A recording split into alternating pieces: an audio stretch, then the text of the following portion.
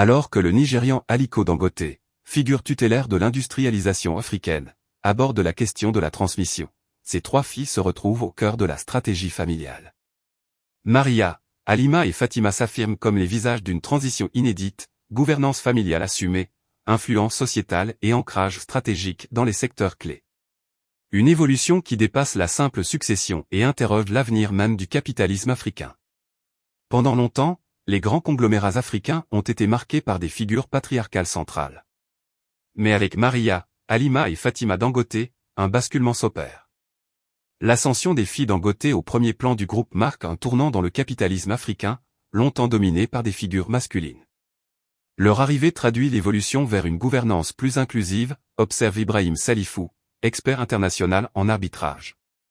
À quoi s'ajoute un autre constat, avec cette fratrie. L'héritage ne se limite plus à une transmission symbolique, il se transforme en gouvernance active et stratégique. Le défi des héritières est clair, transformer un héritage patrimonial en leadership moderne, crédible et international. Comme le rappelle la Banque africaine de développement, l'influence des champions africains ne devient durable que si elle s'appuie sur une gouvernance alignée sur les standards mondiaux et sur une internationalisation crédible.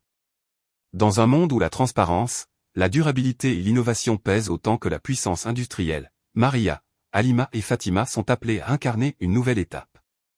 Ce défi est d'adapter l'héritage aux standards d'un capitalisme globalisé, résume Ibrahim Salifou. Aînée du trio, Maria, symbolise la prudence et la planification. En août 2025, elle a été nommée au conseil de Dangote Cement, la 3e plus grande entreprise cotée du Nigeria, 5,4 milliards de dollars de capitalisation. Déjà directrice exécutive des opérations de Dangote Sugar Refinery depuis 2022, elle a aussi piloté la transformation digitale et la stratégie de diversification.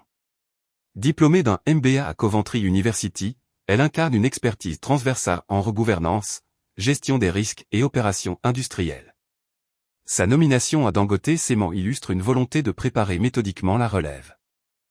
Halima occupe depuis 2019 le poste de directrice exécutive des opérations commerciales au sein de Dangote Industries.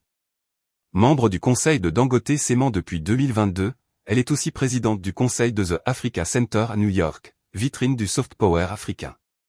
Son parcours est marqué par la restructuration de Dangote Flour Mills, la direction de Nascon Allied Industries et la mise en place du Family Office de Dubaï. Mais c'est surtout son engagement pour l'inclusion qui la distingue. Elle a créé le Dangote Women's Network, défendu le rôle des femmes dans l'économie et plaidé publiquement pour un leadership diversifié. Elle apparaît comme la voix la plus internationale et sociétale de la fratrie. La Benjamine, Fatima est aujourd'hui directrice exécutive chargée des opérations commerciales du groupe. Membre du conseil de Nascon Allied Industries depuis 2023, elle avait déjà supervisé les ventes et la logistique dès 2016. Elle concentre son action sur l'agroalimentaire et le sucre, secteur stratégique pour l'autonomie du Nigeria. Le pays importe encore 90% de ses besoins en sucre. Avec le Backward Intégration Programme, Dangote pourra bientôt réduire cette dépendance, déclarait-elle à The Africa Report en 2024.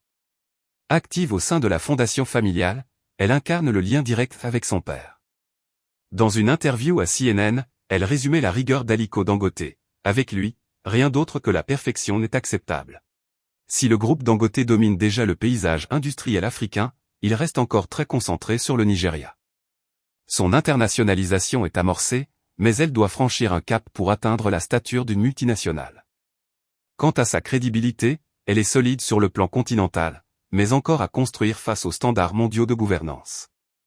Une étude publiée dans le Journal of International Business Policy, 2024, rappelle que la présence d'administrateurs indépendants et de procédures de transparence est cruciale pour attirer les investisseurs internationaux.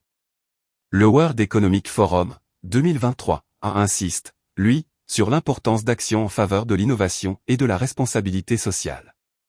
Dans ce contexte, les 3 sœurs doivent transformer l'empire fondé par leur père en un acteur global crédible, capable de conjuguer puissance industrielle et standards internationaux.